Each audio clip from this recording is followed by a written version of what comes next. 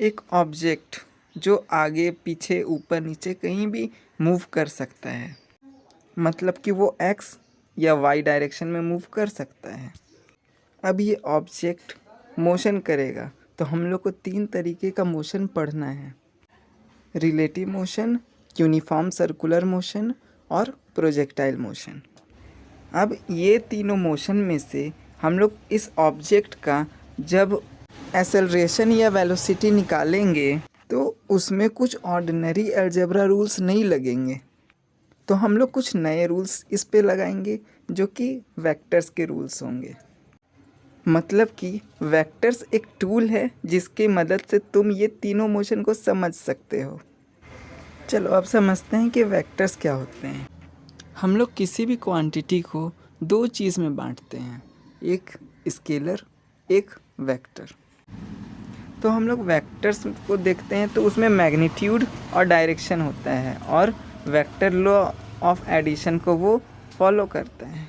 लेकिन स्केलर में सिर्फ मैग्नीट्यूड होता है और स्केलर्स जो होते हैं वे ऑर्डिनरी अलजेब्रा मेथड से सॉल्व हो जाते हैं। और एक बात, वेक्टर का जब हम लोग मैग्नीट्यूड निकालते हैं तो वो उसका एब्सोल्यूट वैल्यू होता है। अब देखो ये पॉइंट, ये जो ऑब्जेक्ट है वो किसी पॉइंट पर होगा, ठीक है, उसको हम लोग पी ले लेते हैं। तो ओ से जो पी लाइन हम खींचे तो वो ओ पी वैक्टर जो है वो उसका पोजीशन वेक्टर बता रहा है। उसको हम लोग आर से डिनोट कर सकते हैं।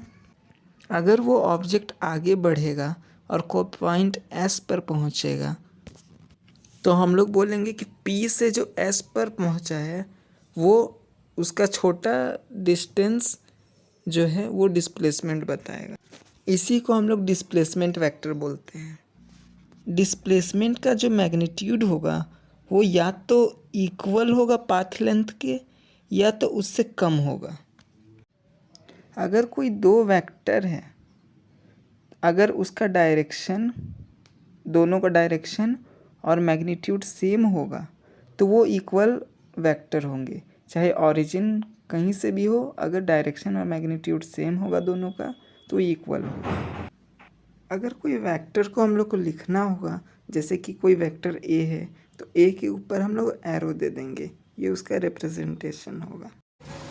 हम लोग एक वेक्टर लेते हैं ए और एक रियल नंबर लेते हैं जो कि पॉजिटिव होगा एक्स, ठीक है। अब इसको हम लोग मल्टीप्लाई करते हैं। ये जो पॉजिटिव रियल नंबर है एक्स वो 0 से बड़ा होना चाहिए, ये कंडीशन। अब इससे क्या होगा कि जो मैग्नीट्यूड है ए वेक्टर का वो एक्स टाइम्स बढ़ जाएगा। इसको मैं थोड़ा सा ठीक से लिख देता हूँ। अब एक्स के जगह कोई पॉजिटिव नंबर लिखते हैं। इसमें ए वेक्टर जो है वो 2 गुना हो गया, लेकिन डायरेक्शन सेम है। अब हम लोग देखते हैं नेगेटिव नंबर देते हैं तो क्या होता है। अब इसमें देखो कि इसमें डायरेक्शन चेंज हो जा रहा है, उल्टा ऑपोजिट हो जा रहा है। मैग्नीट्यूड तो 3 टाइम्स बढ़ रहा है लेकिन डायरेक्शन उल्टा हो जा रहा है। अच्छा, वेक्टर ए जो है वो एक स्केलर से भी मल्टीप्लाई हो सकता है जिसके पास उसका खुद का डायमेंशन होगा। जैसे कि तुम एक कांस्टेंट वेलोसिटी वेक्टर को ड्यूरेशन से मल्टीप्लाई करते हो तो डिस्प्लेसमेंट वेक्टर मिलता है। चलो अब एक क्वेश्चन, अगर एक वेक्टर के मैग्नीट्यूड को 8 टाइम्स बढ़ाना है तो तुम उस वेक्टर को किस रियल नंबर से मल्टीप्लाई करोगे? इसको कमेंट सेक्शन में लिखो और बाय बाय तब तक के लिए। वेक्टर के एडिशन के 2 मेथड हैं, एक ग्राफिकल मेथड, एक एनालिटिकल मेथड। चलो हम लोग सबसे पहले ग्राफिकल मेथड देखते हैं। अगर हम लोग को कोई भी 2 वेक्टर ए और बी को जोड़ना होगा तो उसको हम लोग एक लाइन रिजल्टेंट से जोड़ेंगे। ये जो रिजल्टेंट है वो ए वेक्टर प्लस बी वेक्टर के बराबर है। बी वेक्टर का जो हेड है वो ए वेक्टर के टेल से जुड़ा हुआ है,